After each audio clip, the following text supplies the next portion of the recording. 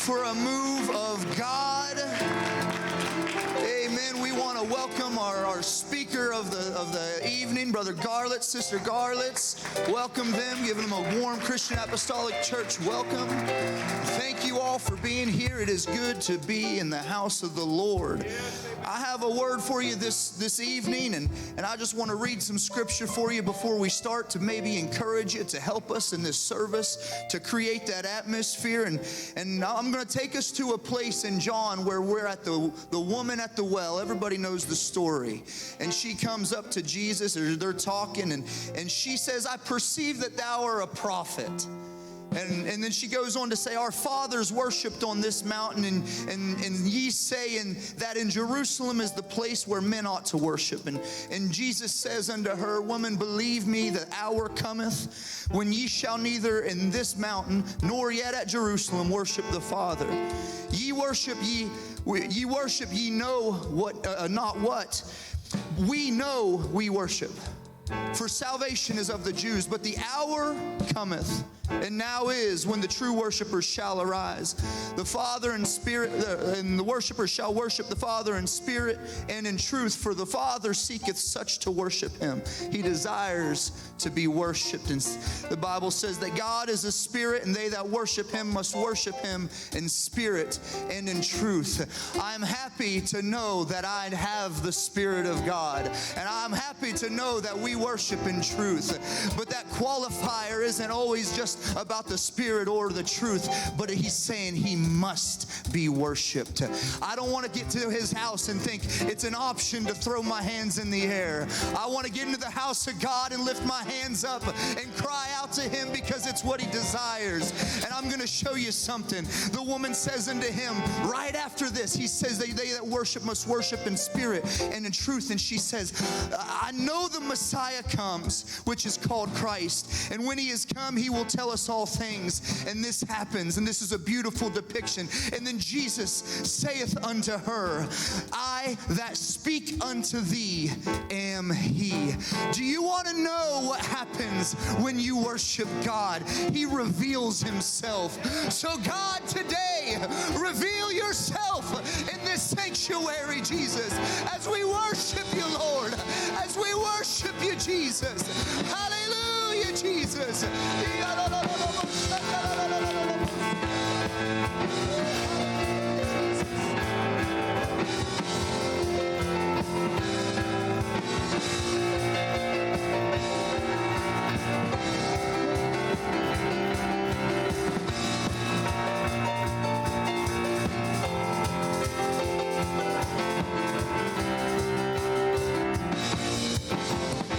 Holy,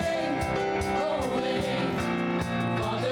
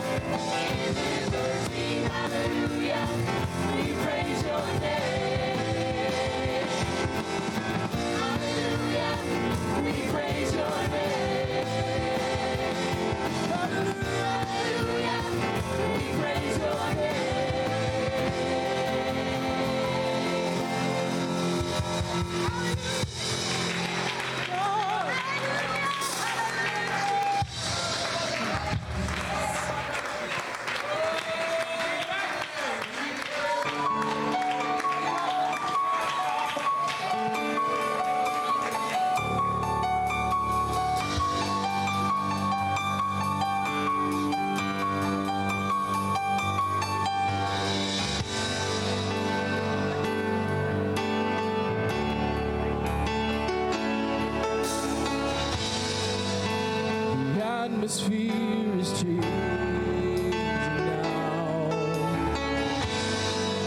For the Spirit of the Lord is here. The evidence is all around that the Spirit of the Lord is here. The atmosphere is changing now. For the Spirit of the Lord is here. The evidence is all around that the Spirit of the Lord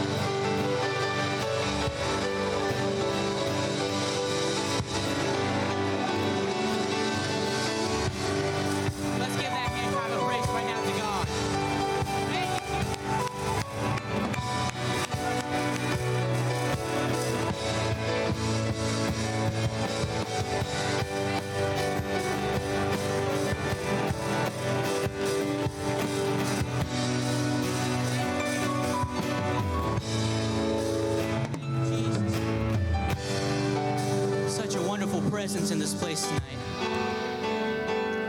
For healing tonight, we have Lisa Fout, Joanne Tait, Kayla Starkey, Brother David Johnson, Jennifer Owens. For Other Unspoken, we have Tim Myers, Victory Over COVID-19, Revival and Souls Won, America and Israel.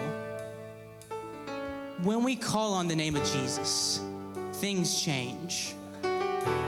As soon as we speak his name, things change in our lives. How often do we really believe that? Tonight, I feel that before we go into prayer, that I'm gonna count to three. On the count to three, I want all of us to shout Jesus.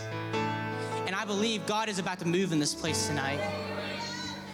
No matter what happens, Jesus can meet your need tonight. All you have to do is shout and cry on his name right now. So 1, 2, 3. Jesus!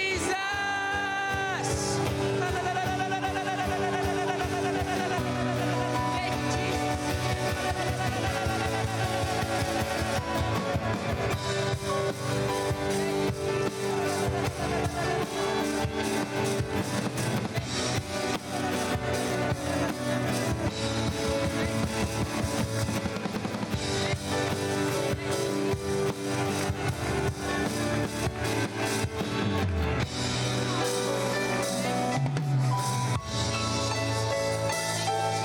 Tonight, I ask you that you come with faith as these pastors and elders come and pray for you.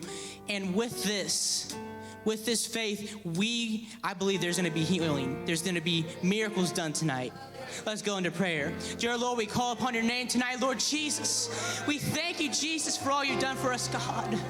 All we have to do is shout on your name, Jesus. You come into the scene, God. You step into the scene, Jesus. Healings are done in your name, God. Miracles are done in your name, God. Deliverance is in your name, Jesus. We thank you, Jesus. We thank you, God. We magnify your name. Thank you, Jesus.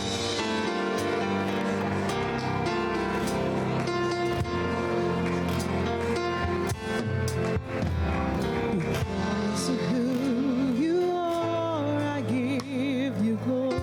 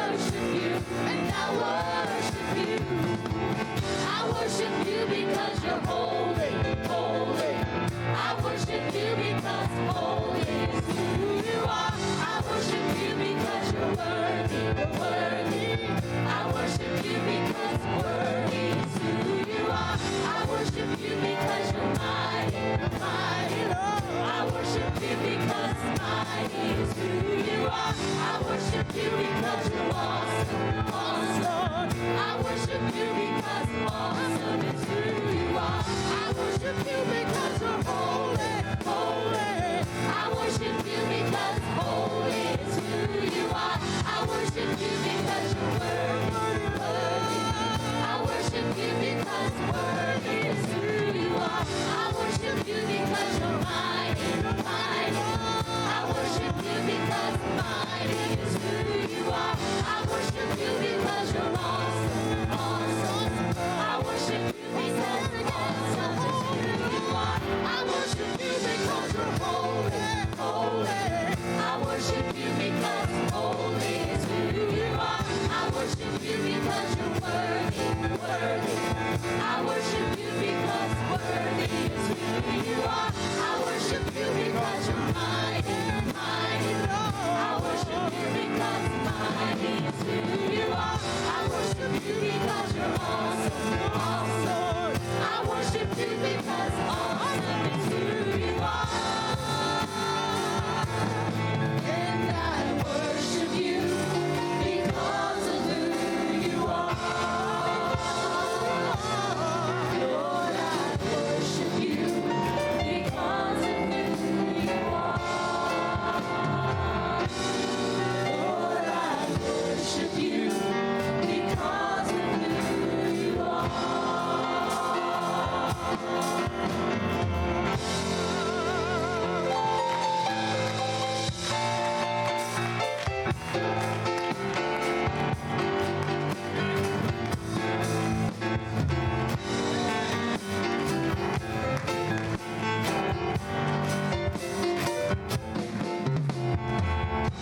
Praise God.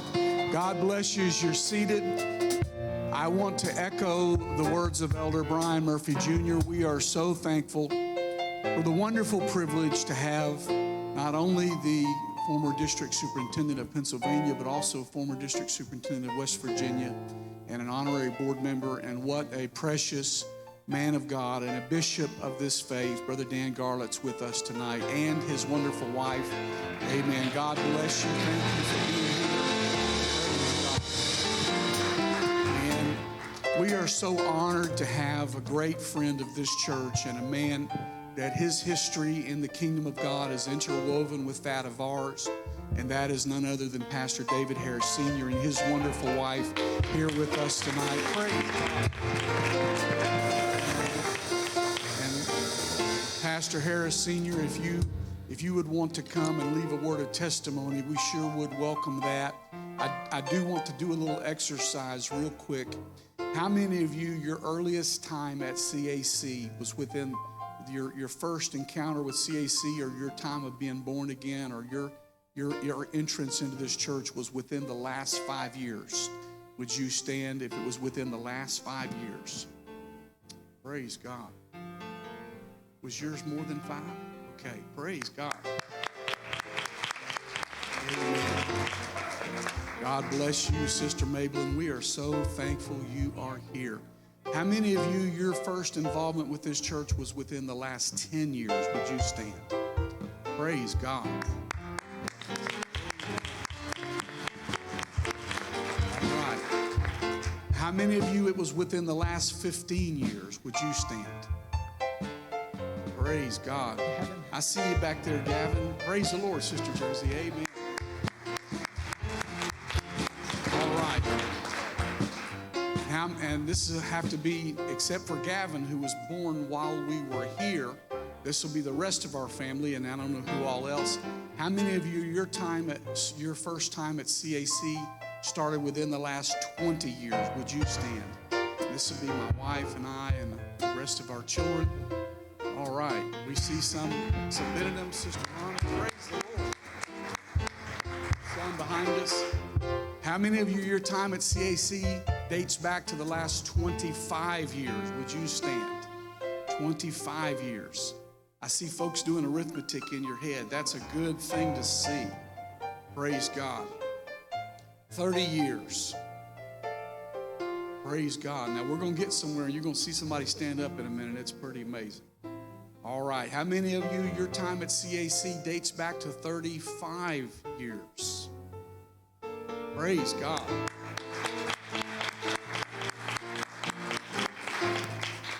Part of me wants to say that is not possible. Y'all aren't that old yet. How many of you, your time at CAC dates back to 40 years? Sister Barbario, praise God. Sister Murphy, Sister Mimi, praise God. And here we go. How many of your time at CAC dates back to 45 years? Praise God.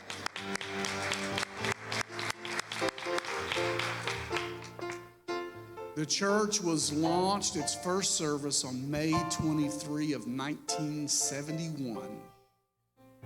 And as early as 1973, only a couple of years later, Pastor David Harris Sr., not a pastor at that time, had his beginnings of his time here with CAC.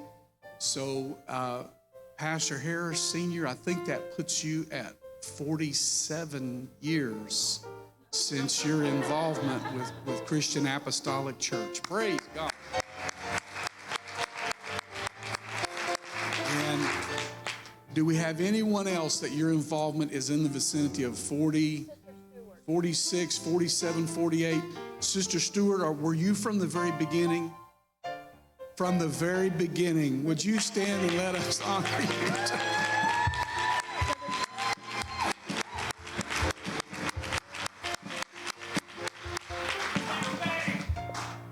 Folks, y'all know that means that Sister Stewart's history began here 49 years ago from the very beginning. Praise God. Isn't that wonderful that she's still with us, still praising God, still worshiping the Lord, still serving God? Hallelujah. Is there anyone else that your time here dates back from around that vicinity? Sister Todd. Brother Dave. Brother David Todd. And were y'all here right from the start also? 72. So 48 years. Brother David Todd and Sister Regina Todd, 48 years since your time started at Christian Apostolic Church. Praise God. And Sister Regina Todd, we are so thrilled to see you here tonight. Amen. So good to see you here. Praise God. And I do want to take a moment to acknowledge that the passing of Brother Charles Hoskins, our dearly beloved Elder Chuck Hoskins, promoted someone on to glory that had been here from the beginning. My understanding is that when the church first started in that little building over there in Northview, that they had to remodel restrooms and had to change the configuration of the building some, and that right from the beginning, Elder Chuck Hoskins was in there helping with that work. And so we honor his memory, and we honor the memory of our founding pastor and founding First Lady, Pastor Bill Feathers and Sister Bev Feathers. And I'm just going to tell you a little story. A preacher friend asked me once, he needed to have a meeting with some folks, and our church was at about the halfway point. And he said, could we have a meeting in your church? And I said, sure. And they came and they met. And I came and stopped in just to make sure they were okay. And he said something intriguing to me. He said he thought that the picture of Brother and Sister Feathers was the last pastor, the pastor right before me. And he said, I'll tell you what I would do if I was you. I would take that picture down real quick and put your picture up. And I just told him, I said, well, that's not the previous pastor just before me. That's the founding pastor. And there ain't a dead man's chance we're going to take his picture down. And if there was a picture of the former pastor up, we wouldn't take his picture down either. You never go wrong by honoring what came before you. That's right. Brother and Sister Tucker, they're not here tonight, but Brother and Sister Tucker they date back to the origin of the church. Thank you so much for reminding me, Sister Murphy. And I got an email from Sister Tucker. Sister Tucker is using Facebook and email now. And she sends me Facebook messages but she still sends cards and letters. But Sister Tucker sent me an email. She put the word pastor in all caps, and she said, I'm sorry, we won't be able to make it, but we'll be there in spirit. She said, I know y'all will have a good service, but they are precious, precious. We were able to spend some time with them just here recently, and what a wonderful time we had. But we are so thankful for all of you. We're so thankful, and I just want to tell you, there's no thumping bass, there's no thumping drums. This is not emotion. This is not hype. And I'm not saying this to try to, I'm not trying to say this to make anybody angry or to stoke anybody's excitement. I just want to tell you that I don't have any desire to force anyone to do something against their will. But if you want to live holy, you're in the right church. And this church began as a one God, Jesus name, tongue-talking, holiness church. And if God will help us, when the Lord comes for his church, we will still be a one God, Jesus name, tongue-talking, holiness church. Amen.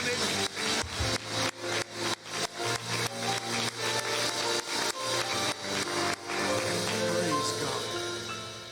We want to worship with our time of giving now, and please, we're trying to do our best to respect. I know some people are already to the stage of saying, I'm trusting God and taking a hug, and some people still need to be careful. I am so thankful that in a world that is fighting one another and about to come to blows, I know y'all probably saw this, but there's one of our churches that tried to start back having service, and there's an atheist who comes and camps outside of there and flips dirty gestures at them and calls them curse words because they're coming to have service. There was a church in Mississippi, some ignorant hick who can't even spell burned their church to the ground and then wrote with a spray paint in the parking lot that they were hypocrites and couldn't even spell hypocrite. And in a world that has gone bonkers from all sides of the COVID-19 thing, God has blessed us that we have unity and understanding and tolerance for each other, no matter where we are on that issue. And so whether you're still real concerned or you're just totally over it, we still love one another and we still get along with one another. And that is so wonderful. That is precious. That's biblical. That's biblical, that we love one another and respect one another over such matters. Amen. And so I'd like to ask, yes, ma'am. Yes, Brother Harris, would you come and say a word? Even if all you just come is just say hello, we're going to shout. Praise God.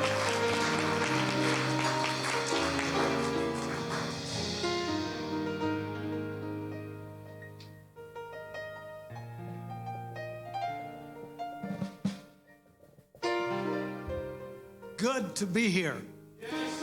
I've been so many years, I can't keep up with it. Sister Harris does it for me, and she got part of her brain missing. She does good. But we're thankful to be here.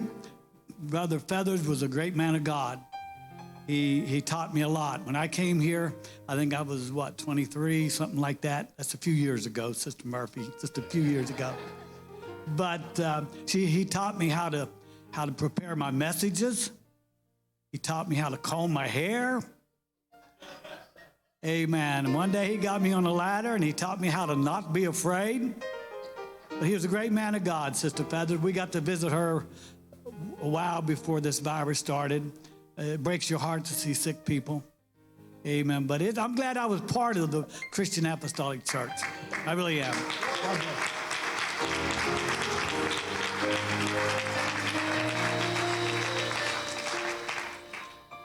I really, really have so many times wished that I had been afforded the privilege to get to know Brother Feathers.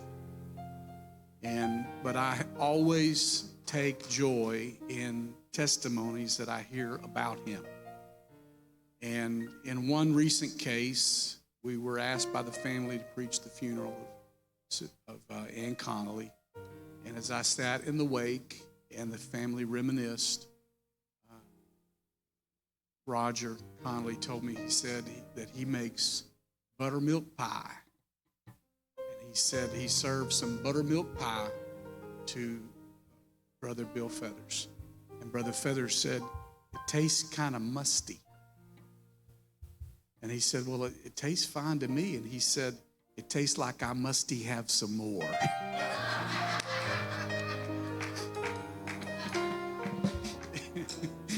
He must have been quite a character.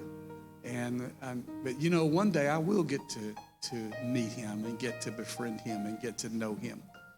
But until then, we carry on. Amen. I want to be able to look at the Lord and tell him we kept the truth. We kept sound doctrine in the church. I want to be able to look at Brother Feathers and tell him we kept the church founded on the rock. We kept the church on truth. Thank you for loving truth. Thank you for loving God. Thank you for loving each other. Let's stand together and let's get ready to worship the Lord with our giving. If you need to give by online means, you can do that with your mobile devices at mycac.net/giving. Lord, thank you for this wonderful occasion as we celebrate this wonderful milestone, the completion of 49 years, 7 weeks of years, and as we launch today into our Jubilee year, 50th year, I pray, Lord, let this be a wonderful and a blessed time in the kingdom for this precious people in this precious assembly. In the name of the Lord Jesus Christ, we pray. Amen. Come, let's march and give, and God bless you in your faithfulness. Please remember our missionaries. Well, you don't know like I know what he's done for me. Well, you don't know like I know what he's done for me. You don't know like I know what he's done for me. Well, what the Lord has done for me. Oh, yeah, you don't know like I know what he's done for me. Oh, yes, you don't know like I know what he's done for me. You don't know like I know what he's done for me. Well, what the Lord has done for me. I get happy when I think about what he's done for me. I get happy when I think about what he's done for me. I get happy when I think about what he's done for me. Well, what the Lord has done for me. Oh, you don't know like I know what he's done for me. Well, you don't know like I know what he's done for me. You don't know like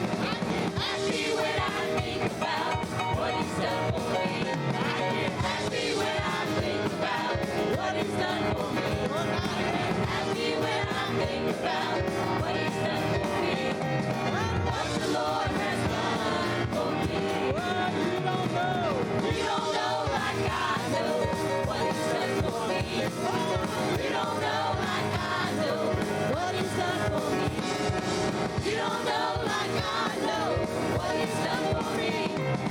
What the Lord has done for me. What He's done. What the Lord has done for me. Oh, He has done so much. What the Lord has done for me.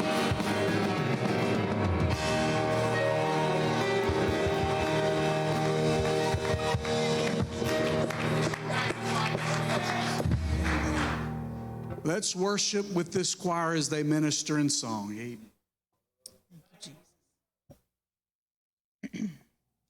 Aren't you glad you know His name?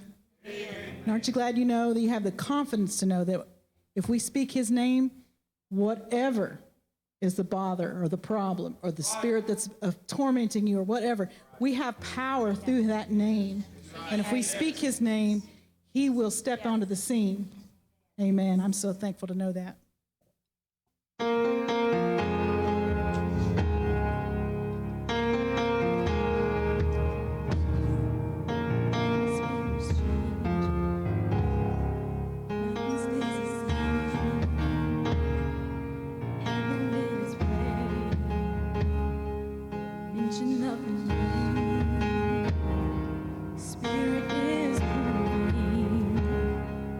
Burning like a flame, healing broken by the one we proclaim. Raise it up, fill the sky. Chains will fall, mountains move, we lift Him high. Speak the name above all other names. Speak the name the wind and waves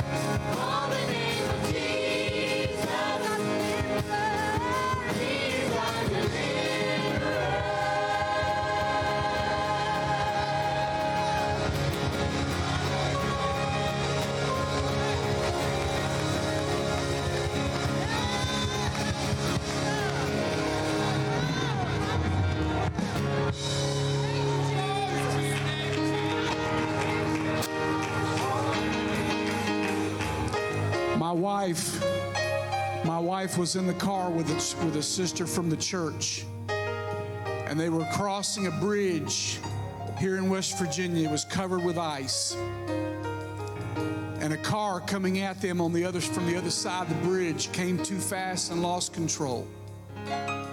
That car careened in, hit the steel on the side of the bridge, and bounced off that seal and was headed straight for them. If I remember right, I think they told me they thought at one point that car was airborne as it came toward them. They had time to do one thing and one thing only, and that was to call on the name of Jesus. And they said it looked like an invisible barrier stopped that car instantly. They, to this day, don't know how they weren't crushed, except that the name of Jesus brought salvation when they called on His name. I'm telling you, folks, whatever we're going through, we just need to call on the name of Jesus.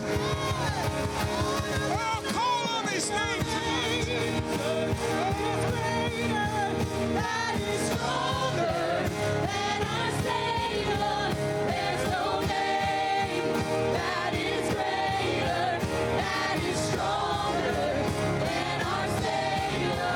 There's no name that is greater, that is stronger than our Savior. There's no name that is greater, that is stronger than our Savior. Call the name of Jesus. He is our healer. Call the name of Jesus. He is our provider. Call the name of Jesus.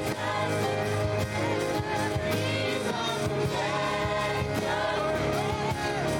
Call the name of Jesus. He is our deliverer.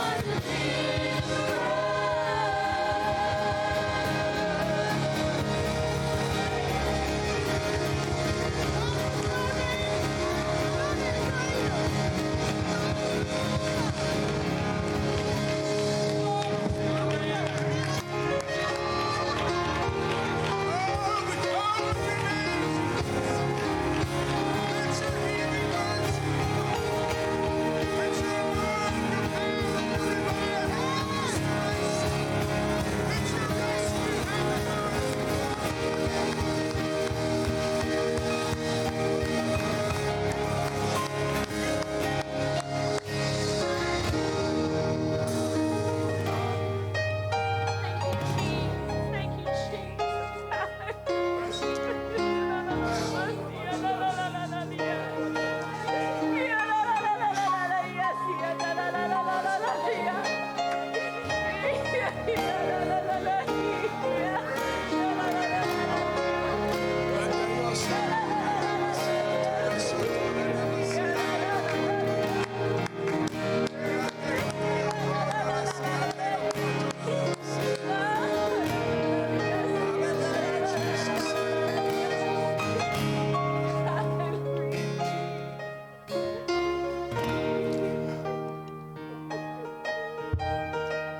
Let's get our Bibles and let's open our hearts to the word of the Lord.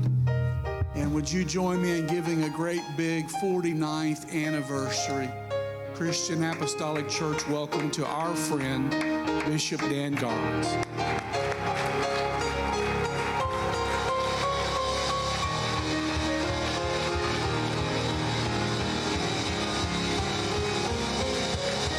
Let's give the Lord a great praise here tonight. He's in the house. Jesus that we're singing about is right here, right now. And we worship you, Lord, and we lift you up. Hallelujah, hallelujah, hallelujah. Oh, thank God, thank God. Neither is there salvation in any other. For there is no other name under heaven given among men whereby we must be saved. Praise God. Aren't you glad you know his name? Hallelujah. Well, you can be seated. And happy anniversary to you. Hallelujah. Thank the Lord. Good to see you, Brother and Sister Harris. Glad you're here tonight.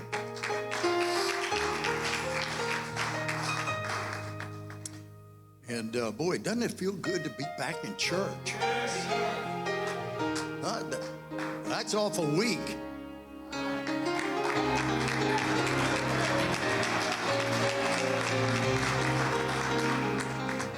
This having church in your pajamas with a cup of coffee just don't get it. Huh? Does it?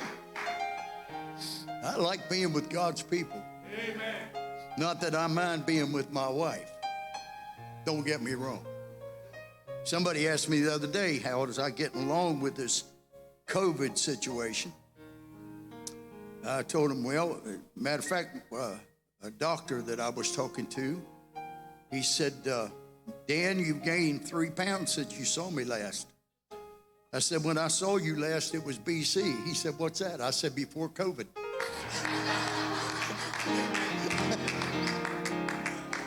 Anybody else gain weight the last 2 months beside me? Felt like I was going to have to oil the hinges on the refrigerator. I did learn one thing, though, through all this quarantine, or whatever you're going to call it. I learned that Sister Garlitz could cook.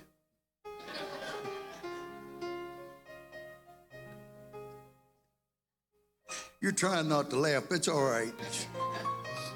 She's been putting up with me for 55 years, and I like it. Amen. Good to see Sister 95-year-old Sister Murphy. Wow. How about that?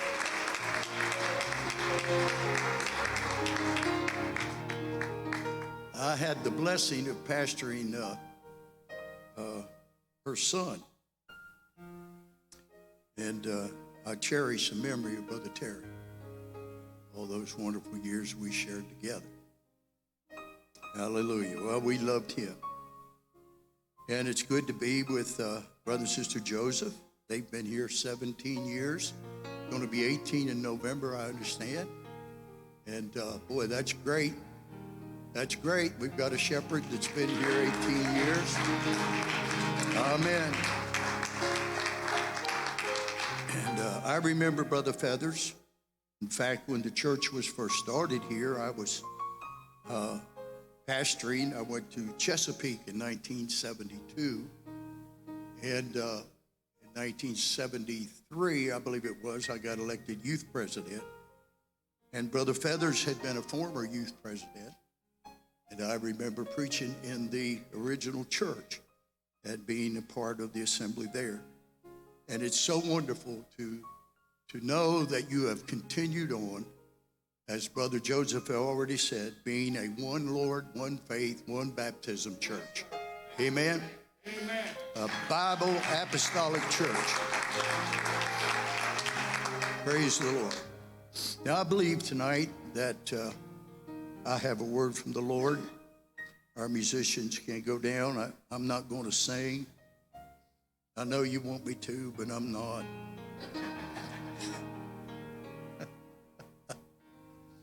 Hallelujah. Brother Joseph, George Burns got talking about age and being old and all that. And he said this getting old's a mind over matter. Because if you don't mind, it don't matter. Hallelujah. So I rejoice with you tonight, and I shout hallelujah with you. And before I go any further, I want to thank Sister Garlitz for coming with me tonight. She didn't have to, but she wanted to.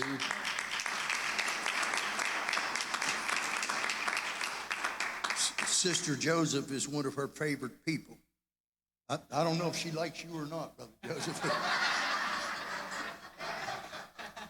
But she thinks Sister... Yeah, is she one of your favorites too? All right. Thank the Lord. Amen. Hallelujah. It just feels so good, like the song said, being here again. Amen. I'd like to draw your attention tonight from the book of 1 Corinthians 9 and 24. The book of 1 Corinthians chapter 9, verse 24. And I feel led of the Lord to bring you this message tonight. The title of this message will simply be Winners See It Through. Winners see it through. How many believe that? Amen. Hallelujah. Know ye not that they which run in a race run all, but one receiveth the prize. So run that ye may obtain. Hallelujah.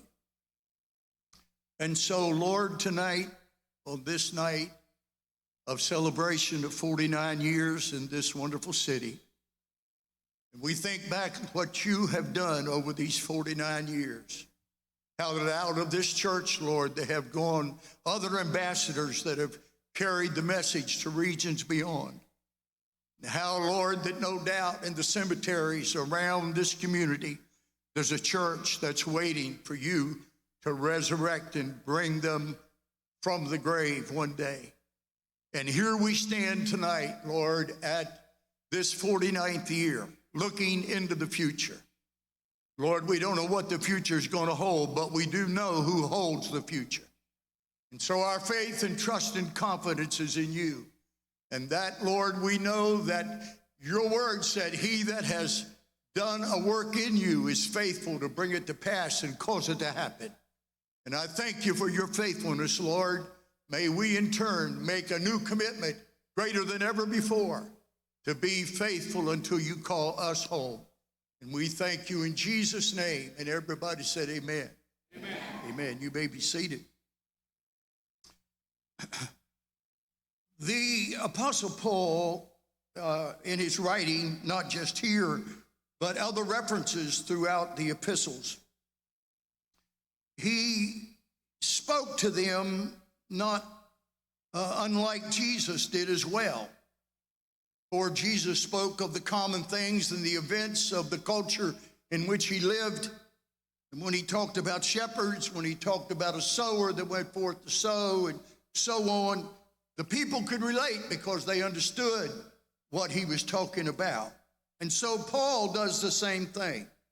He makes reference to athletic games.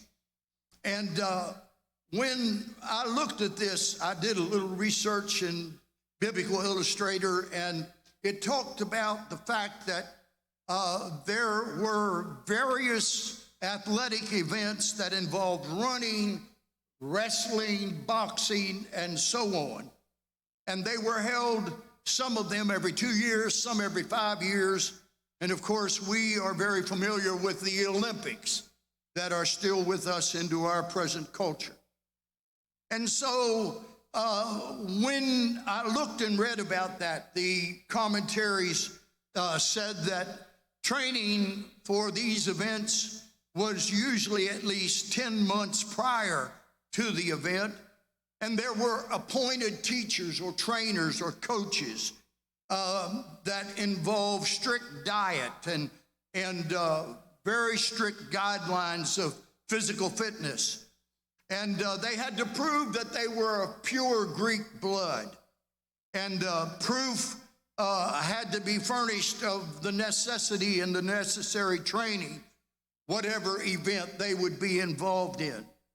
And so Paul borrows from that, much like we might borrow something from the Super Bowl, or we might borrow an idea or a concept from our local college or university. He borrows from that, and he said, don't you know that they that run in a race, every one of them runs, but there's only one that's going to obtain the prize. You see, in sporting events, only one athlete or only one team can win. All the other competitors will return home having failed to achieve their goals. I remember at one time in reading about Vince Lombardi and that great coach of football, when he was asked about their team that it performed better than what other people thought it would perform. And they asked him if he was a good loser, and his answer was no, because a loser is a loser, and I play to win. Ladies and gentlemen, we are standing at the threshold of the coming of the Lord, and I don't know how you feel tonight, but I'm playing to win. I am playing to finish the race.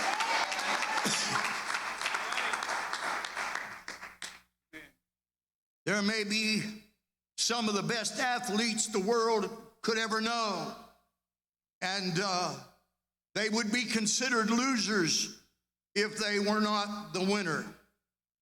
In this Christian life, that's not the case. In the Christian life, we can all be overcomers or we can all be winners. In the Christian life, we can all personally bring home the gold, if you please. Tonight, I want to talk to you about what does it take to make a champion. We rejoice over the 49 years of the past, but here we stand at the threshold. Somebody called me at the beginning when it was first announced about this horrendous virus and what would be the confines that we would face and the social distancing and et cetera, et cetera, et cetera, and the amount of people that was projected to die and those that would be at high risk and so on. And I found myself being 74 years old and being in that category of high risk. And I wondered, what's going to happen through all of this? Well, we're still here, praise God.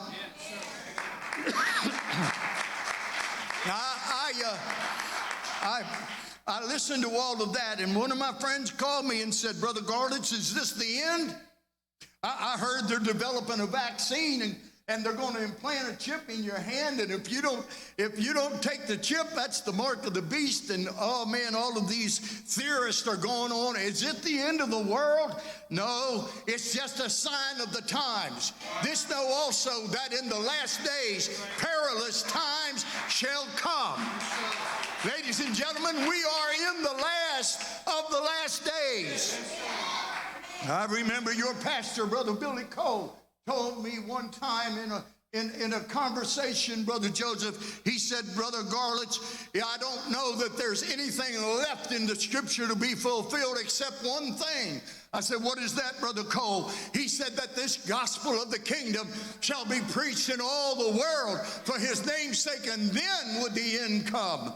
Oh, somebody's going to stand in a pulpit in Africa, or somebody's going to stand in a pulpit to a remote tribe in the Amazon or somewhere and preach the last sermon. And at that last delivered message of the gospel, the trump of God's going to sound, and the dead in Christ are going to rise, and we which are alive and remain are going to be caught up to meet them in the air. Ladies and gentlemen, we must see it through. We must see it through. I dare say tonight that there are, we call them backsliders. That's a harsh term sometimes, I think. It's those that have fallen away because of the cares of life, or the Bible said the deceitfulness of riches and so on. They have fallen away because they got wounded, they got hurt, and they could not recover, and so they're not here tonight. If we had, I remember Brother David Hudson telling me when he was pastoring there in Riverside years ago, and he was doing a come on home, the doors open presentation, and inviting all those that had walked through the doors of Riverside and had been baptized in the waters and had received the gift of the Holy Ghost to come back home. And he said, Brother Garlitz, I've researched and researched and researched, and there are over 2,000 backsliders in the Morgantown area that used to be a part of the Riverside Apostolic Church. I don't want to be one who is listed among those that used to walk with God. I want to be listed among the winners that said, I'm going to see it through. Songwriter said, I started out traveling for the Lord many years ago. Had a heartache, and I had a lot of grief, and I had a lot of woe. Oh, but I wouldn't take nothing for my journey now. I'm going to make it to heaven somehow. Though the devil tempts me and tries to turn me around. Praise God. Hallelujah. I don't know when it started. Maybe it was in my speech class at Potomac State College back in about 1965. In speech class, we had a segment of poetry interpretation. And we were to pick out a poet, and we would have a public reading and be graded and so on. And I got acquainted with a fellow by the name of Edgar Guest. Edgar Guest, one of my favorites. I have collections of his poems. I borrowed from his poem, See It Through, the title for this message tonight. And here's what he writes. When you're up against a trouble, meet it squarely, face to face. Lift your chin and set your shoulders. Plant your feet and take a brace. When it's vain to try to dodge it, do the best you can do. You may fail, but you may conquer. See it through. Black may be the clouds about you, and your future may seem grim. But don't let your nerve desert you. Keep yourself in fighting trim. If the worst is bound to happen, spite of all that you can do, running from it will not save you. See it through. Even hope may seem but futile when with troubles you're beset. But remember, you are facing just what other men have met. You may fail, but fall still fighting. Don't give up whatever you do. Eyes front, head high to the finish. See it through.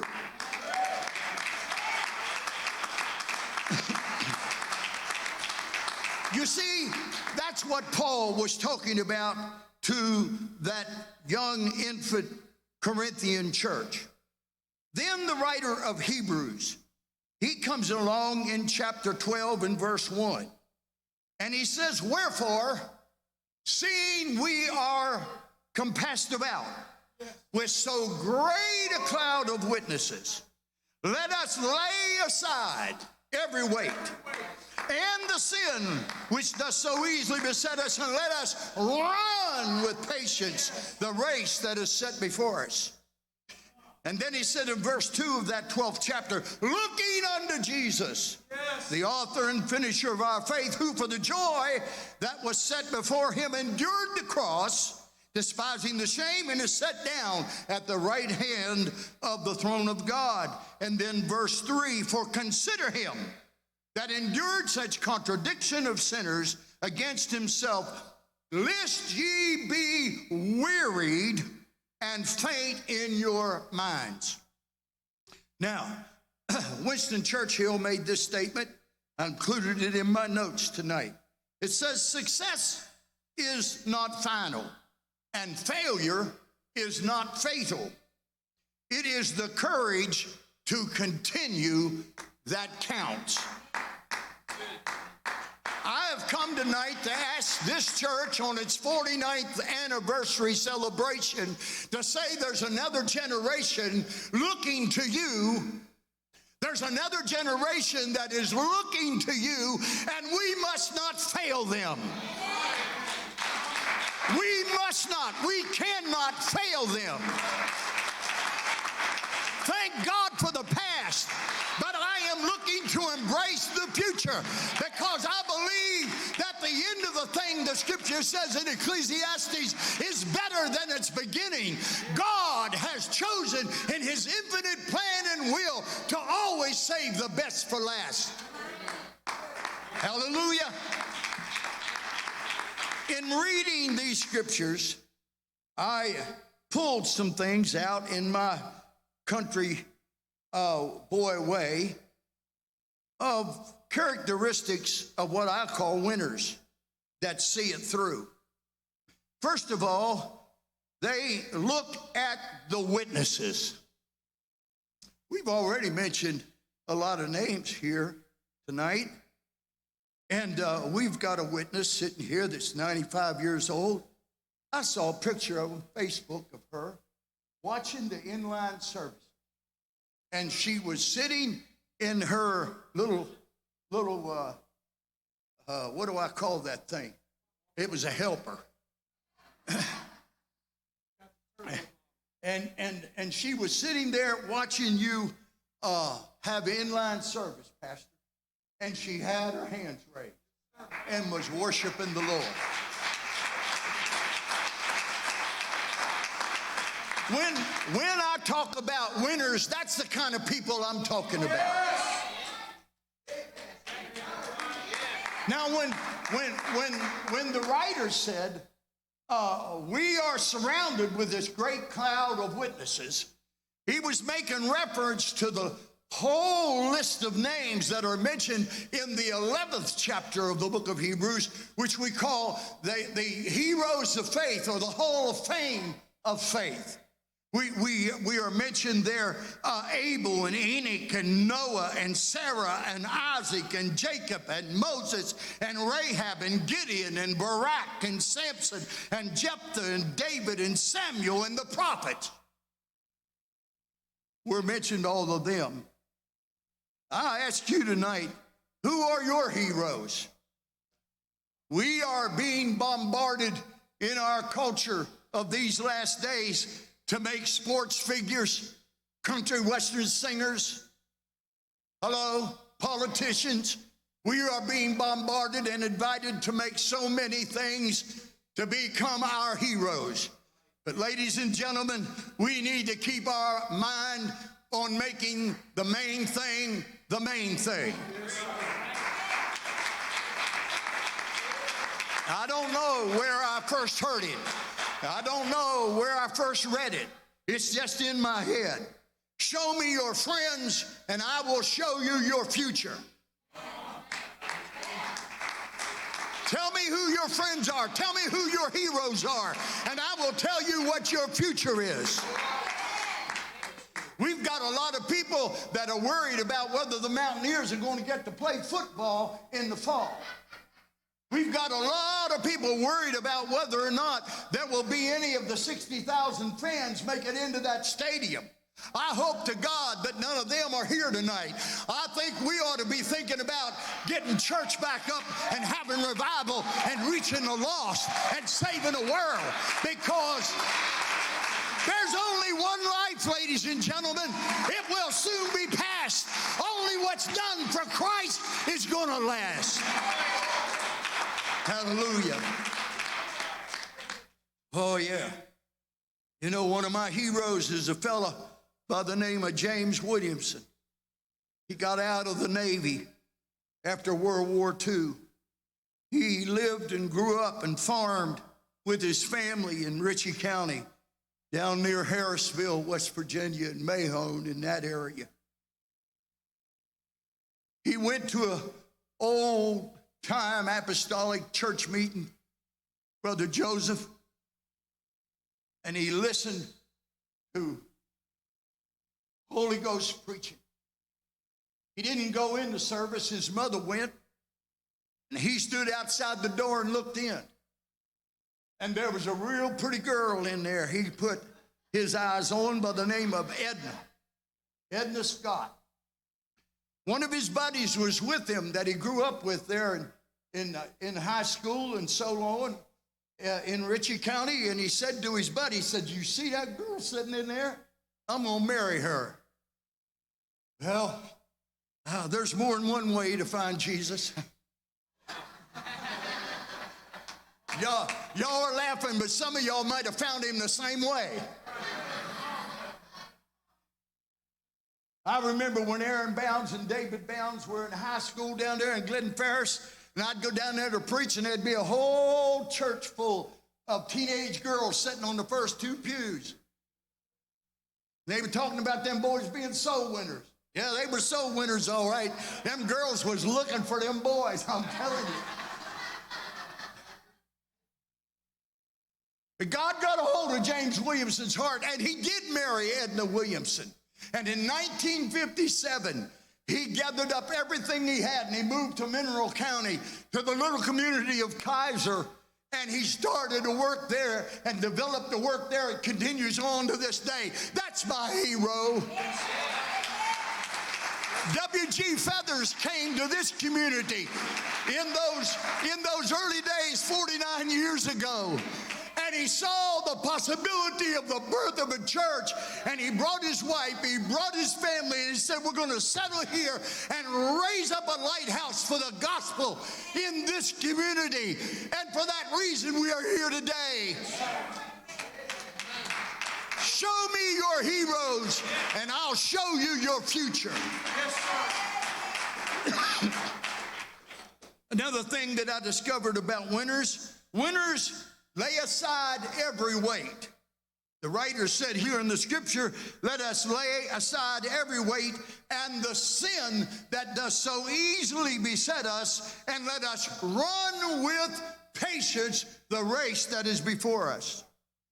Ladies and gentlemen, you have to give up some things to go up. Right. I say you have to give up some things to go up. Yes, sir. You have to put away. The definition of this scripture is revealed: to put away or to cast off, to lay apart, lay aside, or lay it down, or to put off. That which is in competition of the runner has to be discarded. In order to rise to the top in the things that you desire to be successful in, and in this case, of living for God, you have to let go of some things that hold you back. It is interesting that the scripture says, lay aside every weight. You see, some things that hinder us are not sin, but they hinder us. And then he said the sin that so easily besets us. There was a time when I thought, well, that must be, we call it our besetting sin. But when you do a study of the scripture, it's simply talking about not one particular sin that you are susceptible to or weak in a particular area that draws your attention, but it's talking about the whole gamut of sin. Ladies and gentlemen, Jesus Christ went to the cross and died not for one weakness of our flesh, but he died for all the sins that we ever commit. And Paul said, if you want to be successful in the race, you got to put off the sin business. You don't repent just one time. Repentance is forgive us. Forgive us today. Forgive me tomorrow, and forgive me the next day. Forgive me what I did by omission. Forgive me what I've done for commission. God, I want to be free from sin before you. Thank God we have an advocate with the Father, Jesus Christ the righteous. And if we will confess our sin, he is faithful and just to forgive us and to cleanse us from all unrighteousness. You see, this verse means that you have to choose to fail in some areas if you want to be a winner. Hebrews 11:24, in the previous chapter, it says, by faith Moses, when he was come to years, he refused to be called the son of Pharaoh's daughter. Verse 25, choosing rather, everybody say choosing. Say choosing. Choosing rather to suffer affliction with the people of God than to enjoy the pleasures of sin for a season. Verse 26, esteeming the reproach. Ladies and gentlemen, we need a new sense of appreciation for this apostolic lifestyle, for this apostolic message, for this apostolic ministry. Praise God. Esteeming the reproach of Christ of greater riches than the treasures of Egypt, for he had respect unto the recompense of reward. A couple of years ago, 2 years now, in fact, a young man who is my nephew. I will not tell you his name. You may know him. But he went to youth congress. And while he was at youth congress, he was finishing up his senior year of high school. And while there at youth congress, the word of God came forth, touched his heart. He lingered in the altar all long after others had got up and went out for their hamburgers. And there he wept himself into the presence of the throne room of God. This young man had already been to university. He had already selected his course of study. His plan was, with the approval of his family, to get in this particular college because it had background of that which would prepare you for a career and profession in the medical field.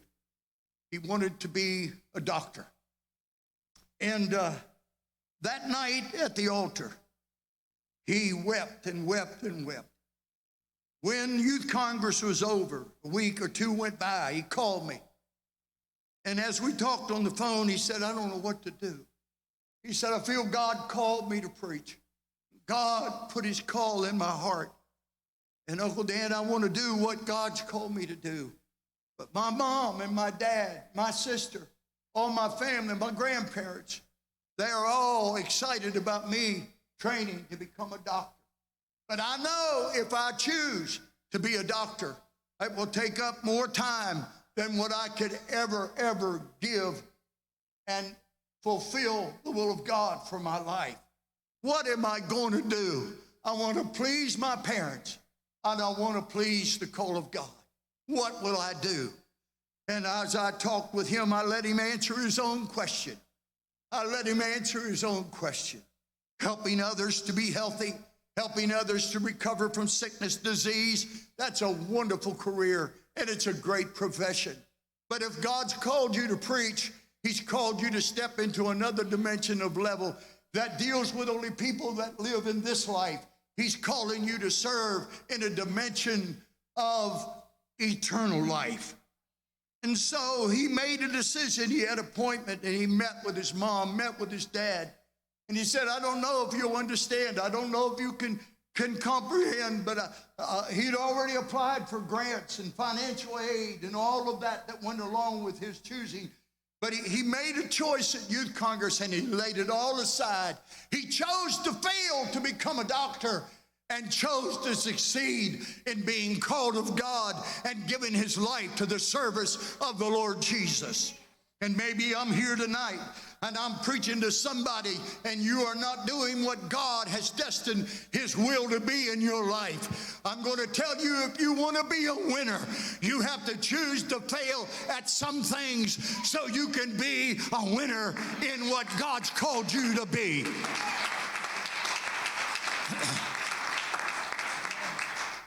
You see, Satan's work from the very beginning, at that inception of the paradise of the Garden of Eden, is to tear down and weaken our faith.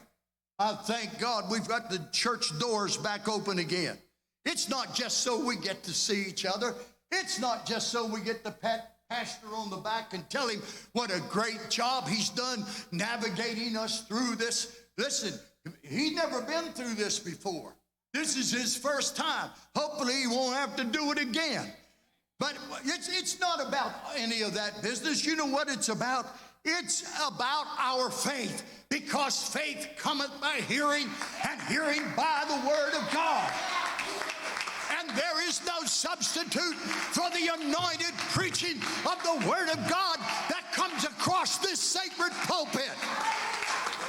Thank God for Facebook Live. Thank God for the internet. Thank God for all the ways that we are digitally putting out the gospel. But there is no substitute for the house of God and the anointed preaching of the word of God and the anointed singing corporately of the body of Christ. Amen. For a day in thy courts, Brother Joseph, is better than 1,000 elsewhere. I'd rather be a doorkeeper in the house of God than to dwell in the tent of the wicked. Get me to God's house. David said in the 73rd Psalm, he said, I got to looking at the wicked and I got envious of them. It seemed like their children weren't sick as much as mine. It seemed like their business was more successful than mine. It seemed like they survived and did better than every area of life than I was. And they never regarded God. And he said, my foot was well nigh slipped. I was ready to fall. My foundation was getting weak. But he said, I got to the sanctuary of God. And when I got back to church, when I got back to the sanctuary of God, I understood that they are the ones that are in the slippery place. Hallelujah. You see, what the devil did was tell Adam and Eve, God don't mean what he said. He tried to weaken their faith. And that's what he's trying to do to you and me, to weaken our faith. Because if he can weaken our faith, you know what we will do? We'll self-destruct. The devil gets a lot of credit for people falling away from God. The truth of the matter is we self-destruct. I say we self-destruct. I say we self-destruct. And you know how we self-destruct is when we get our faith weakened. That's why we need to be in church. Third thing that I noticed about winners, they got to play by the rules. Man, we're living in a culture today, nobody wants to go by the rules. Nobody wants to go by the rules. I was reading about a coach the other day, a football coach, and a 5-star player. Didn't look like he's going to make the team. They said to coach, man, this is a 5-star player. You got to put him. Well, he violated the team rules. I don't care how good he is. If he violates the team rules, he's not going to play. Everybody say, play by the rules. You see, Paul said in 1 Corinthians 9:25, and every man that striveth for the mastery is tempered in all things. He said, now they do it to obtain a corruptible crown, but we do the same thing to get an incorruptible crown. Hallelujah. Fools for Christ's sake, they call us. That's all right, isn't it? I say that's all right, isn't it? Hallelujah. You see, if you want to be a world-class athlete, or if you want to be a world-class Christian, you have to play by the rules. You cannot cheat. You see, everybody know who Lance Armstrong is? Oh, yeah. Lance Armstrong was an athlete par excellence. He was willing to make sacrifices. He was willing to give up things that others might allow. He was the winner of 7 Tour de France titles. He was willing to work hard. But then, whatever it was that caused, he crossed the line and he cheated. Ladies and gentlemen, this is not to try to cheat on your Christian walk. You still got to be in the Word. You still got to live holy. You still got to give your tithing. Hello? You still have to pray. You can't cheat and make it. He thought he could break the rules for a short time, and so he enjoyed himself. But he got exposed. He enjoyed the sense of victory as he crossed the finish line first, time after time. He enjoyed the cheers of the crowd. He enjoyed the prize money. But now, because he cheated, it was all stripped away. No more first place finishes. No more competition. The cheers have turned to jeers, and his celebrity status turned to humility. His accomplishments turned to embarrassment. Brother Joseph, I want to finish good. I want to finish.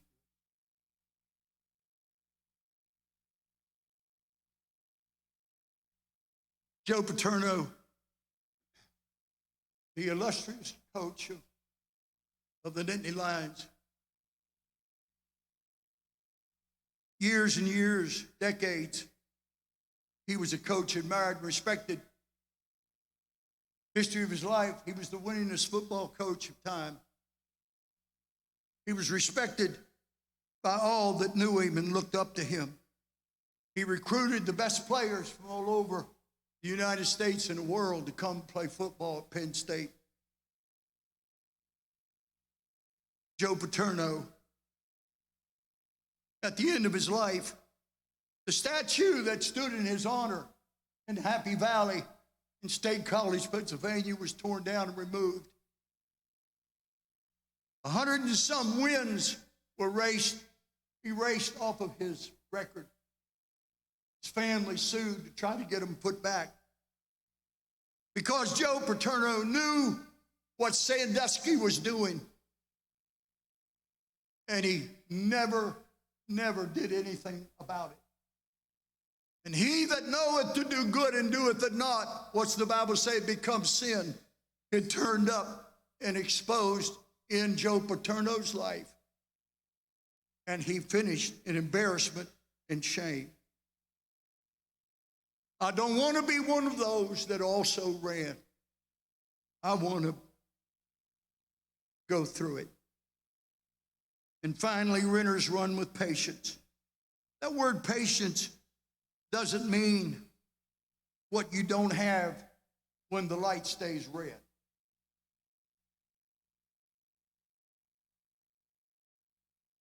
That word patience doesn't mean what happens when you've ordered from Amazon and it was supposed to be here yesterday and it's still not here yet. But it means cheerful or hopeful endurance. Hallelujah. When I was a little boy, there's probably not many people here know this old song, but we used to sing it time and again in our little church in Hampshire County. Feeling so much better, talking about this good old way. Feeling so much better, talking about the Lord. So let's go on, talking about this good old way. Let's go on, talking about the Lord. Now, am I the only one in here who knows that song? It said, Paul got put in prison, talking about this good old way. Paul got put in prison, he was talking about the Lord. So let's go on, talking about this good old way.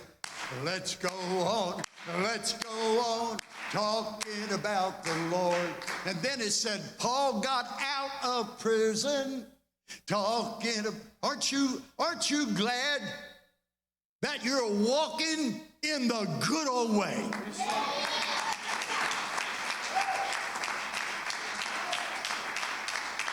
And as I fix to close, Matthew 10:22, Jesus said, and ye shall be hated of all men for my name's sake. Now that word hated means to love less or detest. So Jesus said, for my name's sake, there's people not going to appreciate or value what you have. There's going to be people maybe in your own household, under your own roof,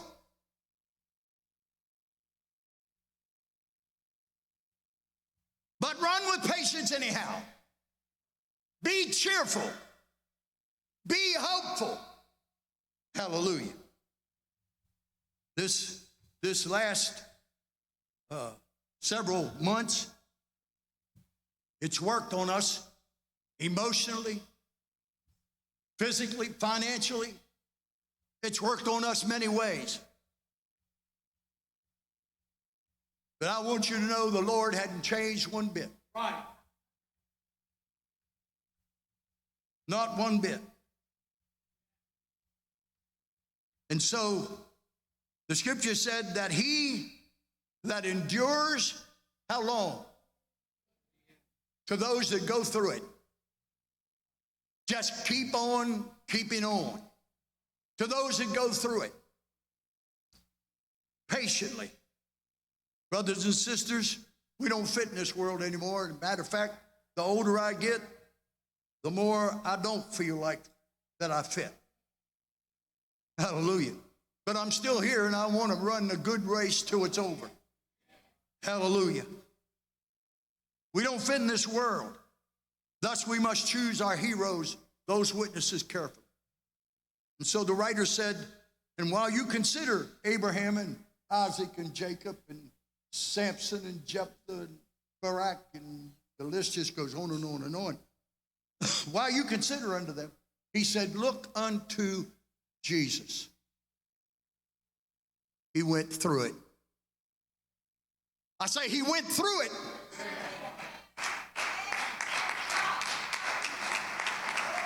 Who for the joy that was set before him, he endured the cross, despising the shame. And so the apostle said, looking unto Jesus, the author and the finisher of our faith. And then he says, when you consider him, think of this, lest ye be wearied and faint in your mind. You see, ladies and gentlemen, your walk with God is going to be won or lost between your ears. I say the battle for your soul is going to be won or lost between your ears. That's why you've got to put good things in if you want good things to come out. Garbage in, garbage is going to come out. You put good stuff in. I say you put good stuff in, good stuff's going to come out. Amen. You may never heard of this guy. He was a hero in my day. Mark Spitz. He was a 9-time Olympic champion. 9 times an Olympic champion. When he was questioned if he felt lucky by winning these 9 Olympic medals in his career, he answered by saying, no. Luck has nothing to do with it. And if luck does have something to do with it, he said it this way, luck is when 10,000 hours of preparation meet one moment of opportunity.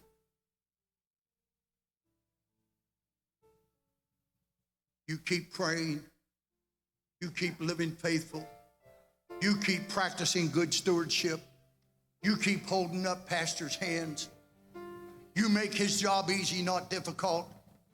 The Bible said that's good for you if you'll do that. But if you make his job difficult, it's not going to be good for you. That's in the Word. Hello? Yeah, you keep holding up his hands. You keep holding up each other's hands. You keep being faithful. You keep going through it. And if you will obtain that incorruptible crown. Be thou faithful unto death, he said, and I will give you a crown of life. Would you stand with me? Lord, renew our minds here tonight, as only you can do. Renew our minds in Jesus' name. Let's worship a little bit with our singers as Sister Joseph leads.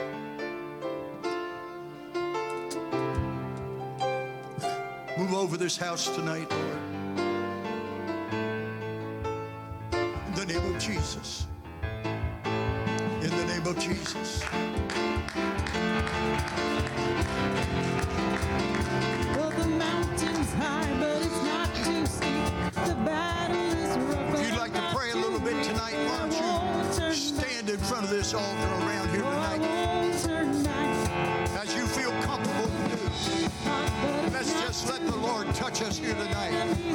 Lord, I made up my mind. I'm not going back. I'm not even going to look back. In Jesus' name. Well, the mountain's high, but it's not too steep. The battle is rough, but I'm not too weak. And I won't turn back, no. Well, I won't turn back. Well, the road is hot, but it's not too long. The enemy's near, but he's not too strong. And I won't turn back, no.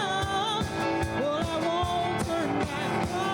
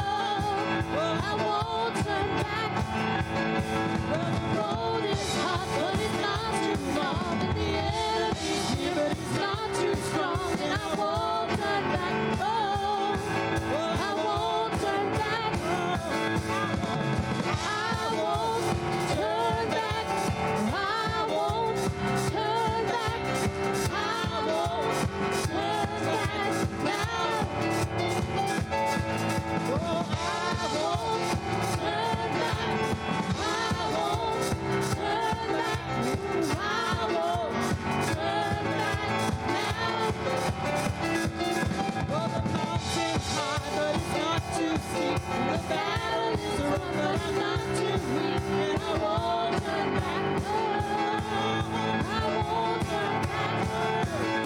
But the road is hard, but it's not too long. The enemy's near, and it's not too strong, and I won't turn back. No, I won't turn back. I won't turn back. I won't turn back. I won't turn back. Now I won't turn back. I won't turn back. I won't turn back. I won't turn back. Now.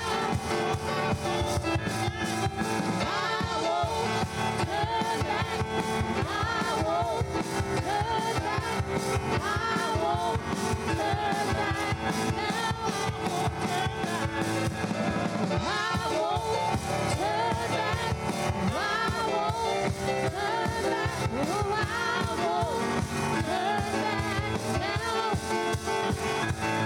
Well, the mountain is high, but it's not too steep. The battle is rough, but I'm not too weak. And I won't turn back.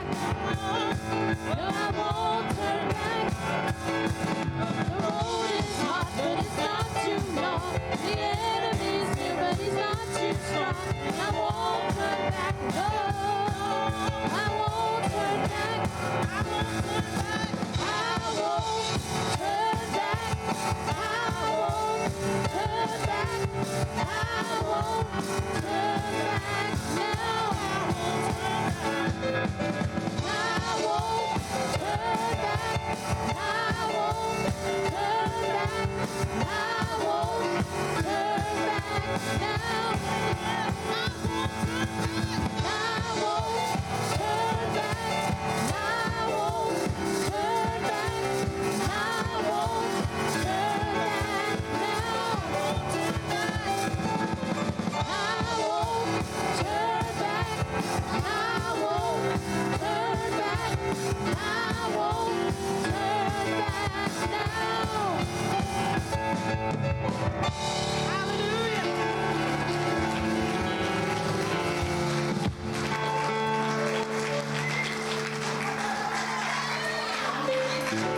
Oh, hallelujah.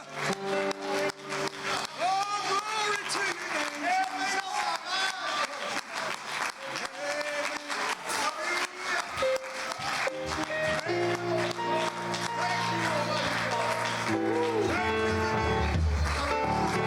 Oh, hallelujah.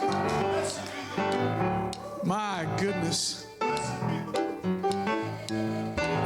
Faith comes by hearing, and hearing by the word of the Lord. And we got the word of the Lord tonight. Praise God.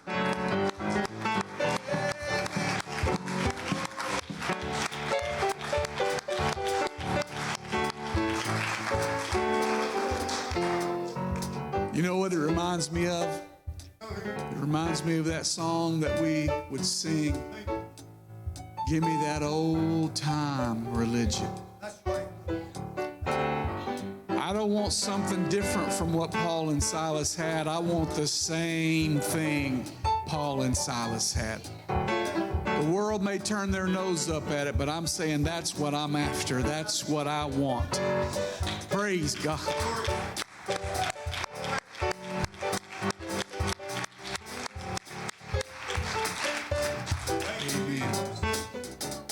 Yes, ma'am. Seek for and ask for the old paths and look for the old landmarks. Amen. I'm not looking for no emerging church.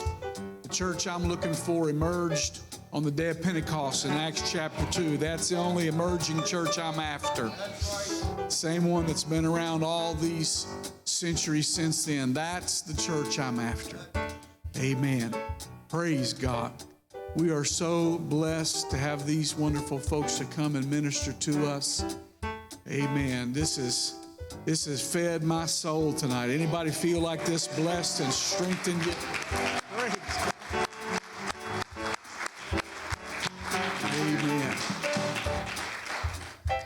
Yes. Yes. We want to have special prayer for Sister Fout. And let me, while you're standing in for Sister Fout, let me get Sister Madison, if you'll come stand in for Jennifer Owens. She really needs a touch of prayer. Some of you sisters come and gather around. Some of you elders come and anoint with oil. And let's believe God for signs and wonders and miracles to be done. The Lord is able to undo whatever she's dealing with. God, I believe you for miracles of healing right now. Lord, pour out a healing touch right now for Sister Fout. Pour out a healing touch right now, Lord, for Jennifer Owens. Lord, let miracles be done by the name of Jesus. Lord, raise them up by your power. I speak by faith for a miraculous healing for Sister Regina Todd. I speak by faith for a miraculous touch of healing. Hallelujah. Touch Sister Mary Barbario, Lord. Touch Sister Mimi Murphy right now, Lord. Praise God. Hallelujah, Jesus.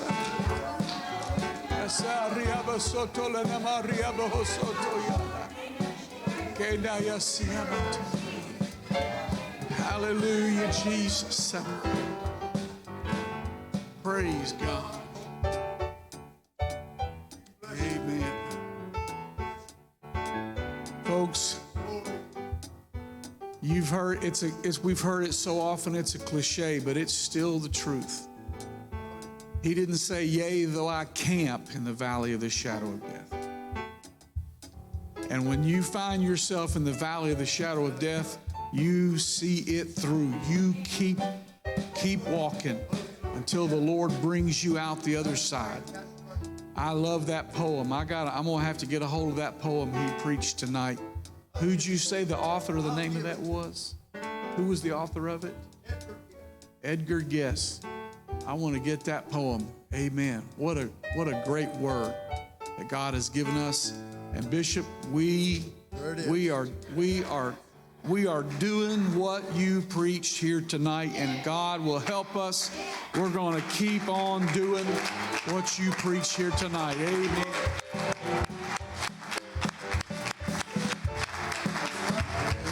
Amen. Amen. Folks, I want to encourage you. West Virginia has been a place, a seed ground of spiritual giants, and a place of strength and leadership in the kingdom of God for a long time. And if God will give us the strength and help us, we want to continue to do that. I want to thank you for your faithfulness. I want to thank you for your kindness, your generosity, for your love of truth. And I know some of you understand, but it's hard for me to put into words what kind of agony that a pastor goes through in this kind of unprecedented shutdown. I can't even begin to describe the stress and the concern and all that we went through as a church, and all that the pastor goes through in worry and concern. But I am so encouraged that we are coming out the other side, and the Lord has helped us to see it through. Praise God. Amen. And if you get a chance, I don't know if I can find it, but if you get a chance, find where Brother Billy Cole tells that story about Winston Churchill coming and speaking at that college. And he stepped to the pulpit amidst thunderous applause and just lifted one fist and said, "Never give up." And they cheered and hooted and hollered and applauded. And he stepped to the pulpit again. He raised the other fist. He said, "Never give up." And they cheered and hooted and screamed and hollered. And finally, the third time, he stepped to the pulpit and he lifted both fists. And he said, "Never give up." And they just went up in smoke. And he went over and sat down. And that chancellor of that college that paid all that money to bring Winston Churchill said, "Is that all you're going to say?" And he said, "That's all they needed to hear." Never give up. Praise God. Amen. God bless you as we're dismissed tonight. Let's be friendly. Amen. And do please greet Pastor and Sister Harris, and please greet Bishop Garlitz and Sister Garlitz, and greet one another while you're at it. Amen. God bless you as we're dismissed in Jesus' name. Amen.